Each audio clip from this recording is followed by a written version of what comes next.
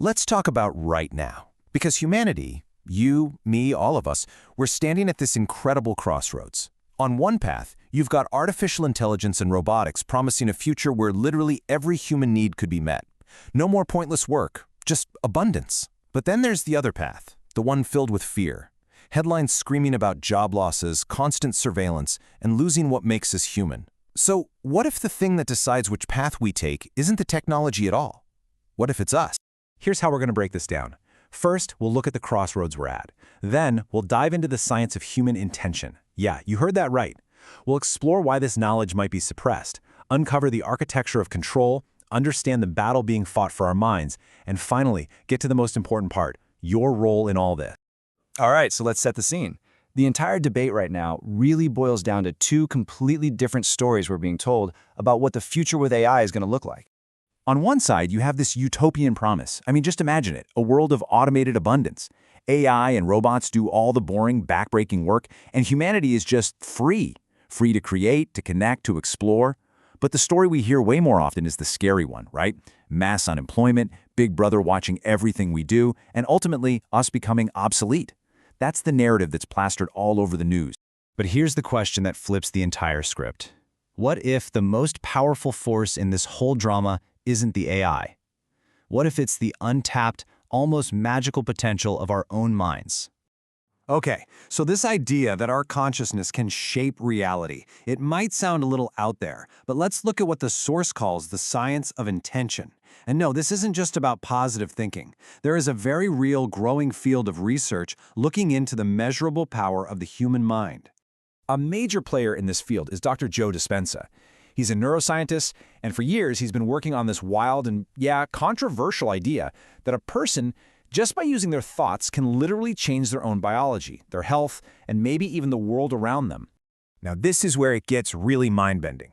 Look at the data from his super-controlled experiments. His team has seen people in meditation seemingly change which of their genes are turned on or off. They've documented these incredible cascades of healing biomarkers just appearing in people's bodies, sometimes with no medicine at all. And what's wild is that these effects get even stronger when people do it in groups. They even recorded random number generators, machines that are supposed to be totally random, starting to show patterns when they were just sitting in a room with a group of meditators. So if this stuff is real and the evidence is so compelling, why isn't it the biggest news story on the planet? Well, that brings us to the next idea, a coordinated suppression. Because when you have knowledge this powerful, it's always going to threaten the people who are currently in charge. You've heard it before, right? This kind of research gets labeled pseudoscience. Critics in the mainstream will say it's not real, that it can't be proven, but you have to ask the question, who actually benefits when an entire society is convinced to ignore the power of their own collective mind to heal and change the world? And this isn't just in a lab. Look at this real-world data from studies on something called the Maharishi effect. It's been shown over and over that when as little as 1% of a city's population meditates together, you see violent crime rates drop. We're talking a measurable, statistically significant drop of around 16%. And it gets bigger. There's this thing called the Global Consciousness Project. For decades, this international experiment has seen these bizarre, unexplainable spikes in its network of random number generators all over the world. And these spikes happen during moments when the whole world is focused on the same thing, like major global events. It's like our collective consciousness has a physical effect on reality. So, to understand why this powerful knowledge is kept on the fringes, we need to follow the power. We need to look at what the source calls the architecture of control. Who's really pulling the strings?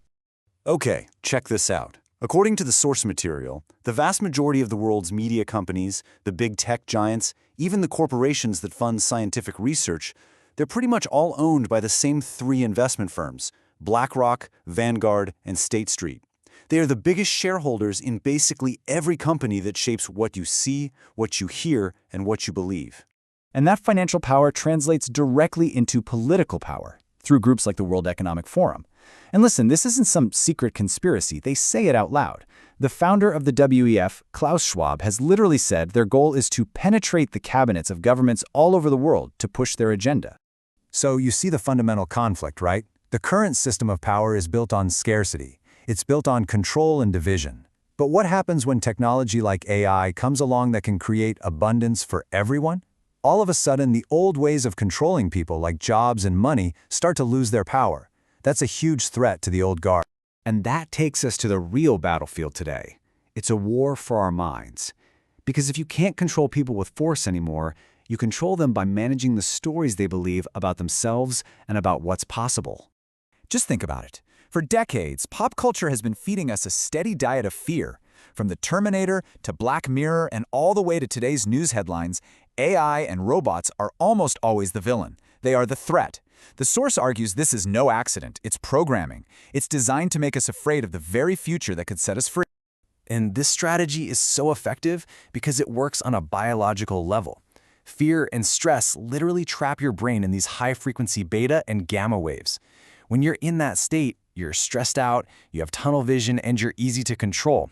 But hope, connection, creativity, those feelings shift your brain into alpha, theta, and delta waves, the states of transcendence where new ideas are born. Okay, so that's the problem. It's a big one. But now let's talk about the solution. Because this is where we pivot to our collective power. This is where you come in. So really, the choice is pretty simple. We can either accept the story of fear and control that a handful of people are writing for us, which, leads to a pretty bleak dystopia, or we can decide to write a brand new story, a story written by all of us, waking up to the power we have together.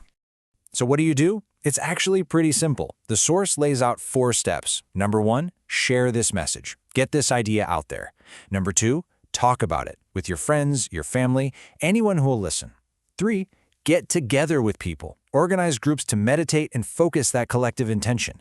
And number 4, and this is huge, consciously and vividly imagine the beautiful, abundant world you actually want to live in. And this is why this is so important for you. Right now, just by hearing this, by understanding this, you're not a bystander anymore. You are an active part of the solution. Every single time one more person wakes up to their own inner power, the odds of creating that utopia, they get a little bit better. So here's the bottom line. The future is not going to be decided by some algorithm or a small group of billionaires. It's going to be decided by the collective intention of all of us. The greatest story in human history is being written as we speak. So the only question left is, what part are you going to play? Let's spread this vision and let's create that utopia together.